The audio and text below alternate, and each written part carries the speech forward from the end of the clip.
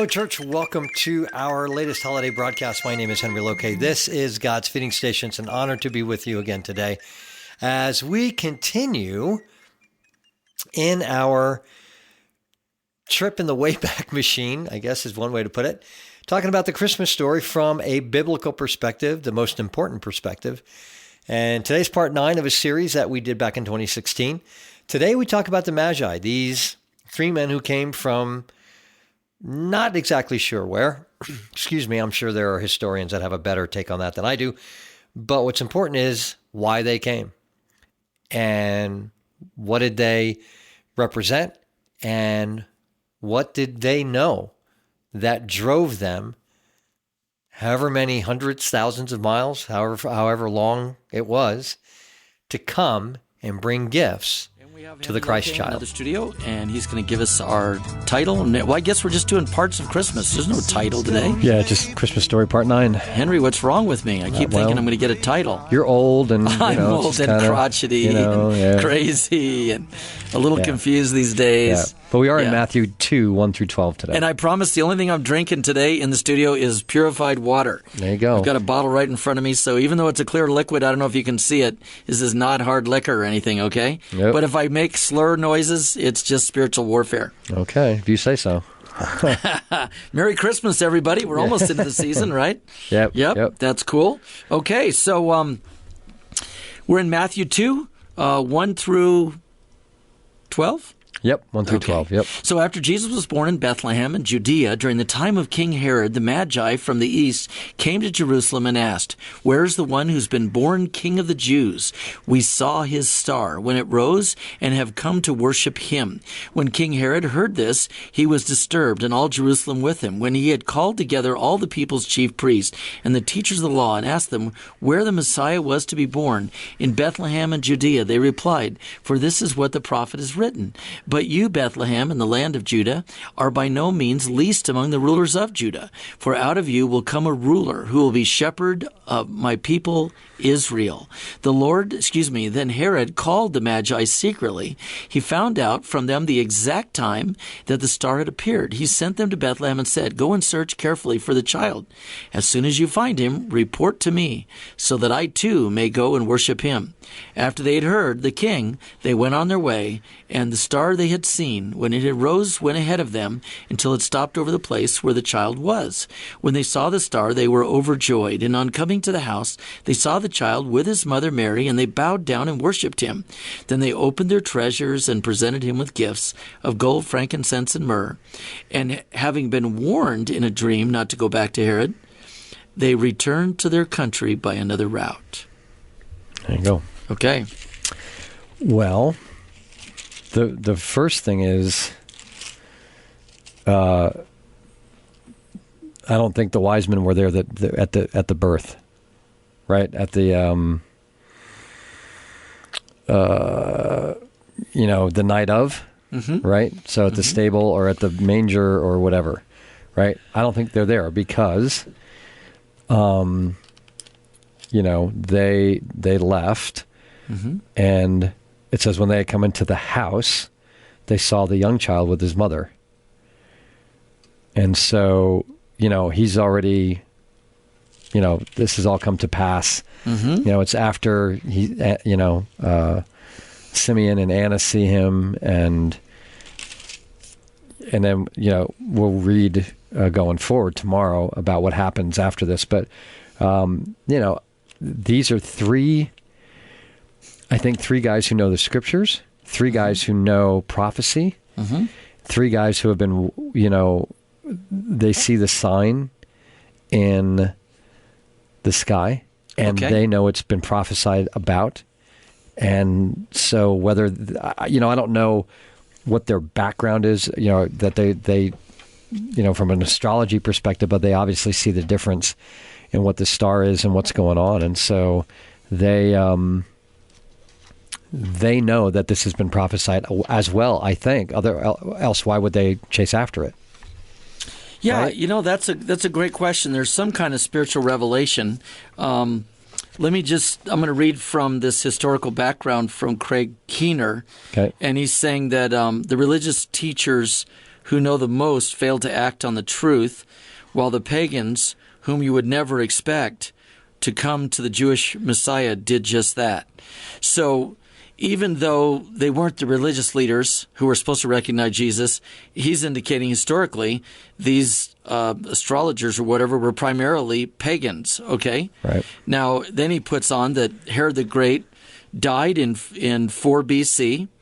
Jesus was thus born before that, rather than AD 1. Our calendars are off by several years. That's something he wants to bring out. Oh, really? Yeah, and the Magi is actually what they're called, not wise men, as the King James Version says, because they were pagan astrologers with divination type skills, okay? But they were widely respected in the Greco-Roman world, and astrology had become pretty popular. And so here's what he's saying. He said everyone agreed that the best, at that time, the best astrologers lived in the East. And the Old Testament explicitly forbade such of these signs from them. And it says, turn to Deuteronomy 18:11 or Isaiah 2:6, and it's talking about go to true prophecy instead. Okay, so to me, the reason I wanted to bring this up is that we look at our modern-day Christmas programs, and we turn it more into the wise men, and this guy's saying, and I think Craig Keener is an astounding evangelical historian. He really is, and a theologian. And he's just saying, let's look at them for who they are, and let's see the fact that even though these magi were pagans, God has chosen to reveal himself to them, okay? Right. So it's not as if we're saying, okay, is this some kind of divination story? No, this is about the sovereignty of God. And so not everybody can see, or it's being revealed to yet, who this son really is. Right. But King Herod, he wants them to come back around when you find him. Well, I think most of us know because he wants to kill the baby. Right. Yeah, because he's threatened. He thinks that this is a king that's after his earthly kingdom, and it's not. Exactly. Yeah. And we have the battle today, okay, where the earthly kingdoms are at war against the religious kingdom. And, in this country we have what is supposedly known as the separation of church and state.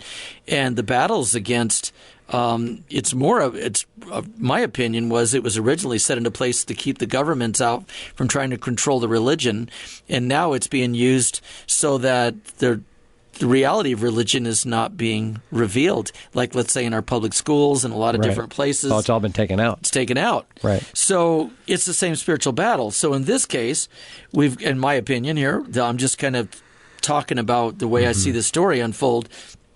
Herod wants to take anything out that opposes him. Right. He wants to do the same thing. But weirdly enough, to me, the same way God reveals himself and the direction to these guys by having them follow the star, he's also the one that once they find the child, he prompts them, having been warned in a dream not to go back to Herod, they return to their country by another route. So God is on the beginning of the story, obviously. He's in the story. And he's at the end of the story. He's pulling all the strings here, in my opinion. Yeah. He really is. Well, yeah, because, Satan's been trying to head this off since the beginning. You look at Cain and Abel, and, Cain kills Abel, and you think, okay, that's the line and the side which David and eventually, all this is going to come out. Well, no, it's Seth. And so, but Satan's been trying to subvert this forever. Right. And this is just, to me, it's another example of him trying and failing to get to the Christ child and to stop this redemption plan from happening. Right. He's not all knowing, but he knows that something's in play here. And if he can thwart God's plan, all the better for him. But God's all over this. And these wise men have now gotten a message, as has gone on through this whole thing, that, we need to get around this because there's a plan in place here, and no matter what happens, God will see its fruition. Right. So yeah. Well, interesting enough, these magi, it's around verse, I think, 9 and 10 of chapter 2. they imply at least that this star that has appeared is moving in a way or stops so they know when they're in proximity to the city. Now, I'm not an astrologer by any means. I'm not an astronomer. But I can look up in the sky here in Boulder, Colorado, and see a star formation. And then I can be down by the equator, which I've done several times, and look up in the sky and see the same star formation. It's not like I'm close enough to try to figure out, hey, there's a different star or it's closer to a city. So there's something supernatural that's going on here. And obviously, these guys who are constantly studying this, they recognize the supernatural anomaly, you might call it, okay? But for those that might say, well, that just doesn't add up, or this is junk science, or this is stupid, we also know that God led his people around with a pillar of fire or a cloud in the wilderness. So God's not doing anything different than what he's always done. So we're looking at this story, or I'm looking at it anyways, and I'm thinking, okay, so Jesus is born a king, and the Magi realized that Jesus was born a king, not that he would become one later. He was born a king of the Jews. To me, that's really important. We see this proclamation at the birth, and then we hear of Pontius Pilate at the story at the end, the king of the Jews, right? Right. So I believe what is going on here is that because the Magi's were non-Jews, Gentiles, pagans, whatever, the book of Matthew is showing that people of all nations, not just ancient Israel, not just Jews, recognize and acknowledge that Jesus is the King of the Jews. And they came to worship him as Lord, okay? So probably, I mean, this is not an ordinary star, okay?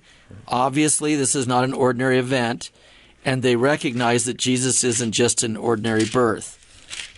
But most of the rulers, I don't think they recognize it yet. In fact, all they want to do is get him out of the way because as he grows and he starts to challenge the system, they just want to take him out. So when verse 7 comes in this chapter 2 of Matthew and Herod starts calling the Magi's over secretly, I think all he's trying to do is set up a plan. All he really wants to do is to see if he can take him out. And to me, it's pretty interesting. I want to read verse 11 for a second. On coming to the house, they saw the child with his mother Mary, and they bowed down and worshipped him. Now, I got to stop there because normally when we hear the Christmas story, they don't come to a house, okay? No, they're there at the night of his birth. Yes. And that's not the case. Yep. That's not the case. Yep. So contrary to the tradition here, they didn't visit him in the manger. No. Okay? As did the shepherds.